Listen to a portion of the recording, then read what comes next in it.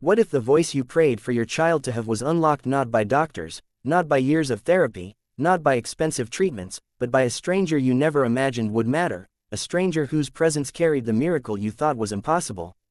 Before you dive into this heart-shattering yet soul-lifting tale, make sure you subscribe right now so you never miss such life-changing stories that will leave you breathless. Richard Donovan, a millionaire whose empire in real estate stretched across multiple states, was a man who had everything the world could offer: mansions, limousines, private jets, power, and influence, but all of it felt like dust because the only treasure that mattered to him was locked behind an invisible wall. His 7-year-old daughter, Emily, born mute, unable to speak a single word since the day she entered the world, a silent angel with ocean blue eyes and golden hair who laughed without sound and cried without voice, leaving her father aching with helplessness. Countless specialists, neurologists, speech therapists, and even experimental treatments had drained his hope despite his fortune, because no money in the world had been able to give him what he wanted most: the sound of his daughter calling him daddy. One crisp autumn morning, Richard decided to take Emily to Central Park, not as part of another appointment but simply to enjoy life, feed the ducks,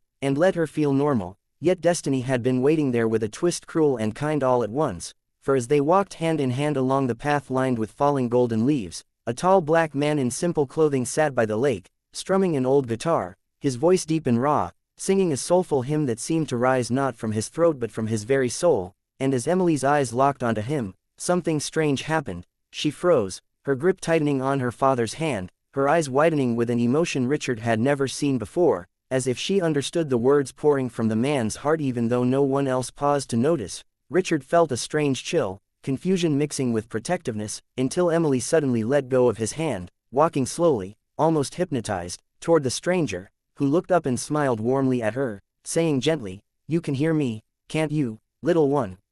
And Richard's world spun because Emily nodded, and for the first time, he saw her lips tremble, her throat straining as if a dam was about to break. Then, in a moment that shattered his heart into a million shards, she whispered, barely audible but real, "Yes." Richard staggered back, his knees nearly buckling, tears flooding his eyes as the impossible unfolded before him. His mute daughter speaking her very first word to a man they had never met, a man who now stopped playing and gazed at Emily with kindness as though he had known her forever. Richard, overwhelmed and suspicious, demanded to know who he was, why his daughter could speak to him when years of effort had failed, and the man, whose name he revealed as Marcus, simply replied, "Because sometimes the soul doesn't respond to science, it responds to song, to truth, to the one voice meant to unlock it," leaving Richard trembling between gratitude and disbelief, torn between hugging Marcus and fearing he was some manipulator. But as Emily's voice grew stronger, repeating words after Marcus with clarity, "Daddy, love, sing," Richard fell to his knees sobbing as his little girl ran to him, her arms around his neck, whispering "Daddy" again and again, the word he had waited to hear for 7 long years. People began to gather, astonished by the miracle playing out before their eyes, yet the story twisted further when Marcus admitted he had once been a renowned musician who lost everything to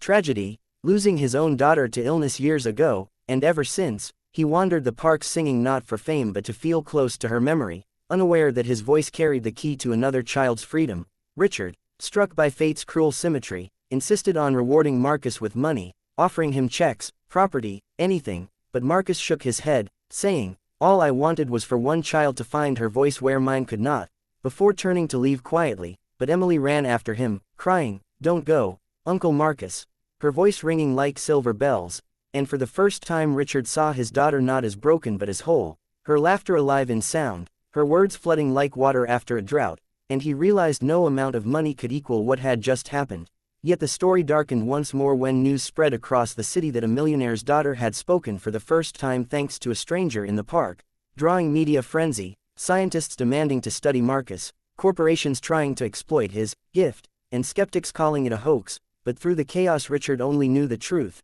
that his child's miracle had come not from medicine but from the heart of a man society had overlooked. In the storm of attention, Richard faced a choice: protect Marcus and Emily's bond or let the world tear it apart, and in the end, he chose to bring Marcus into their home, treating him as family, ignoring whispers that it was scandalous for a millionaire to shelter a vagabond musician, because what mattered was that his daughter now sang songs at the dinner table, filled halls with laughter, and went to sleep saying, "Good night, Daddy, love you," every evening, words that healed Richard's soul. Yet the greatest twist came years later, when Emily stood on a stage as a teenager, her voice pure as crystal, dedicating her first public song to Marcus, the man who gave her speech, the man who gave her life. And as the crowd roared, Richard looked at Marcus in the front row, both men with tears streaming down their faces, knowing the world might never understand, but they did. Miracles don't come dressed in science alone, sometimes they come dressed as strangers with broken guitars who carry the missing piece of your soul.